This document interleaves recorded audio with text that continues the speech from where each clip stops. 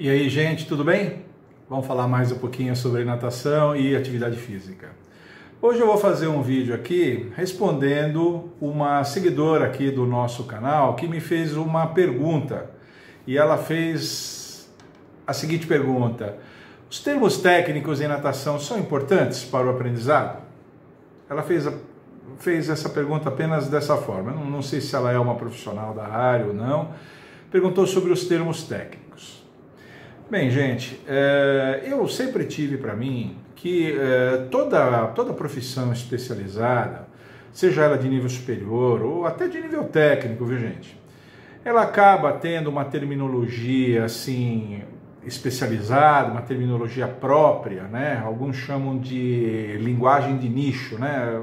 Essa coisa toda, pela busca da precisão. Eu nunca acreditei muito nessas teorias da conspiração, que isso é elitismo profissional, isso é para excluir tal categoria, tal pessoa. Eu nunca entrei nessa. Eu sempre achei que o desenvolvimento de uma terminologia técnica específica, própria de qualquer profissão, da área médica, da área das ciências biomédicas, da área das exatas e humanas, a grande busca é a busca da precisão. Ou seja, na hora de definir conceitos, na hora de definir os fenômenos, na hora de mensurar as coisas que precisam ser mensuradas, esses profissionais todos precisam ser muito precisos naquilo que eles estão fazendo, naquilo que eles estão conceituando, naquilo que eles estão descrevendo. Então a terminologia técnica, ela vem disso. Agora, eu reconheço que quanto mais a terminologia técnica se desenvolve, mais ela se afasta da linguagem coloquial da gente. Acontece isso em muitas profissões. Na profissão médica isso atinge níveis artísticos até, né? Então existe isso. Então eu reconheço que existe esse tipo de coisa. Agora, se você for deixar essa terminologia assim muito simples, muito básica, você perde precisão. Então você ganha inteligibilidade, talvez, as pessoas vão entender melhor aquilo que você está falando, escrevendo, mas você vai perder precisão. E se você for para o lado da linguagem técnica, terminologia técnica, de qual área, de área que você quiser, ela vai ser menos inteligível, mas vai ser mais precisa. Ou seja, a gente tem que acabar definindo entre esses dois extremos uma posição ideal para a gente atuar, né? Eu acho que a gente não deve nem ser de um extremo. Uma linguagem muito tosca, muito pouco precisa, vai também ser ruim, né? Ela não é boa.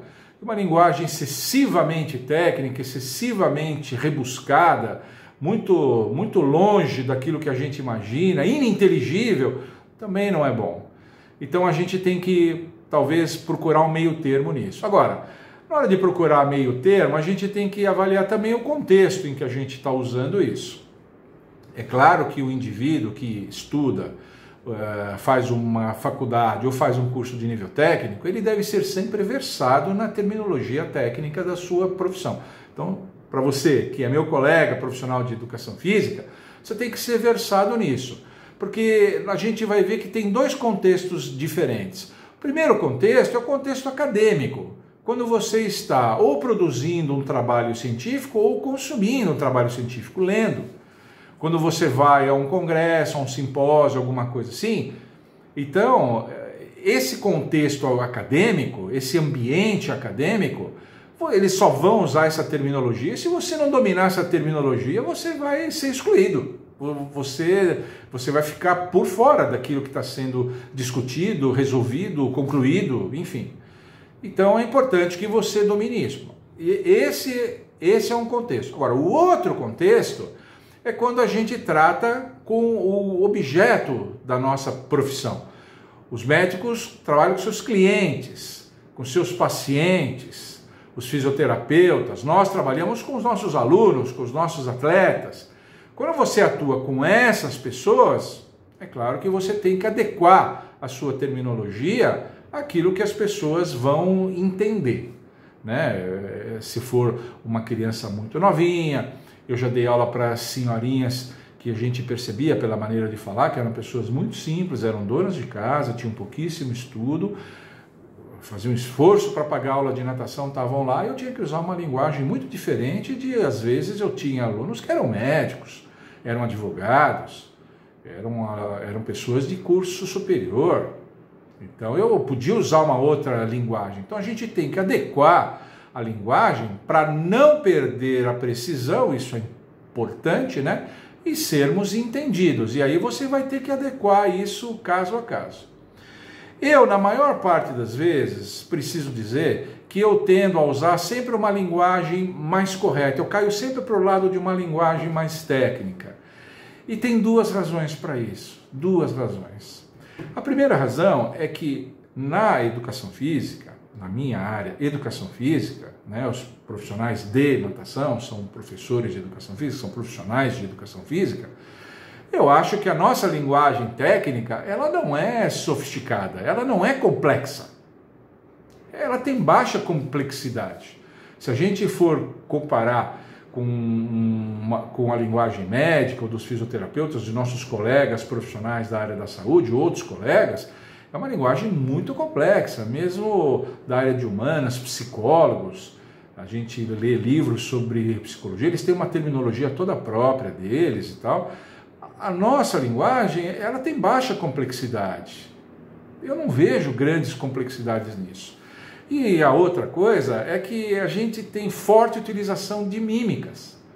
A gente usa muito mímica. Profissional de educação física, quando ele está dando aula, né, professor de natação que está na borda da piscina, você fala, ó, vamos fazer rotação de cabeça. Ou então, por exemplo, circundução. É uma palavra difícil? Ó, gente, circundução de cabeça, circundução. Você faz isso. Diferente de rotação, diferente de flexão lateral. Então, circundução, é uma palavra muito assim, mas você mostra o que é. Até para uma criança de 10, 12 anos, você faz isso uma, duas vezes, ela sabe o que é. Eu sinto que às vezes a gente subestima muito a compreensão das pessoas. Então, como profissional de educação física trabalha com fenômenos, trabalha com grandezas, trabalha com conceitos de baixa complexidade e trabalha muito com mímica, os nossos termos eles são quase que autoexplicativos. É muito autoexplicativo. Então eu sempre caio um pouco mais para o lado da linguagem correta. Eu gosto de usar uma linguagem correta porque eu consigo ser mais preciso. Agora, cabe ao aluno, caso ele não entenda alguma coisa, ele me pergunta. E aí vem uma outra dica. O professor, ele tem que ser aberto a esse tipo de coisa. Eu acho que o profissional não precisa se preocupar exageradamente em simplificar a sua linguagem. Ele deve procurar ser inteligível, ok? Procurar ser preciso naquilo que ele pede, exatamente o movimento que ele pede, com o ritmo que ele pede, com as características que ele está precisando. Quando ele faz uma correção, ele dá um feedback em um educativo, ele falar exatamente aquilo que ele precisa, falar exatamente as coisas que ele precisa. E se a pessoa não entende, ela pergunta. Ela pergunta, professor, mas isso quer dizer exatamente o quê? Isso quer dizer isso. Às vezes você na pressa não fez uma mímica, apenas falou, o aluno ficou meio na dúvida, ficou olhando para você, você falou, você está com alguma dúvida? Então, se você for acessível, o aluno vai perguntar para você, né? Então, eu acho que a gente não deve ter uma preocupação muito grande com isso. Profissionais de educação física, trabalhem em que área for. No caso da natação especificamente, não devem ter uma preocupação grande com isso, por causa disso que eu falei aqui, né? É que nem assim, você vai no médico, o médico fala, olha, o seu joelho está muito ruim, nós vamos fazer uma meniscectomia parcial por videolaparoscopia. Aí você fala, como é, doutor? O que o senhor vai fazer exatamente? Pergunta. Fala, não, seu joelho está muito ruim porque o seu menisco está lesado, eu vou tirar uma parte dele, não vou tirar ele inteiro, vou tirar só uma parte, mas eu vou fazer uma intervenção que com 2 cortezinhos pequenos eu vou conseguir fazer o que eu preciso fazer, as incisões vão ser muito pequenas para a sua recuperação ser mais rápida, eu vou fazer isso usando um vídeo, por isso videolaparoscopia, vou fazer isso e tal, tá bom? Pergunta. Agora, o profissional tem que ser aberto a isso, né? Se um aluno que ficou na dúvida pergunta isso 1, 2 vezes, o professor não dá bola, debocha ou é rude, o aluno não vai perguntar mais. E isso é muito ruim, porque a correta compreensão dos movimentos e das coisas, já falei isso em vídeo, é a primeira etapa do processo de aquisição de uma habilidade motora. A correta compreensão, a exata compreensão, a perfeita compreensão daquilo que o aluno precisa fazer, com quais características, qual é o movimento, quais são as partes do corpo que vão estar envolvidas, tal, qual é a coordenação entre essas partes do corpo. Então a linguagem correta ajuda muito nisso, a terminologia correta ajuda muito nisso. Tá bom? Por hoje era isso. Eu espero que eu tenha respondido a essa minha seguidora que fez essa pergunta. É uma moça. Ela vai saber que é ela vai saber que é ela. Mas é isso, eu achei que era uma oportunidade boa para abordar esse assunto, porque isso é uma coisa que já toquei no assunto aqui algumas vezes com os meus estagiários, eles já me perguntaram a respeito disso também. Tá bom? Se você gostou, deixa um like aqui, se inscreva no meu canal se você ainda não é inscrito, se inscreve aqui, você me acompanha, me segue, ouve as minhas coisas, gosta do nosso conteúdo, se inscreve aqui. Inscreveu? Ativa o sininho. Clicou no sininho, vai abrir 3 opções, põe todas. Ele vai mandar para você uma notificação de todas as minhas postagens. Se a postagem interessar para você, você assiste. Se não interessar, descarta. É isso só. Não vai implicar em nada mais além disso, apenas disso. E continue mandando as suas dúvidas e sugestões, como essa aqui, porque aqui nesse canal as melhores viram vídeo. Tchau!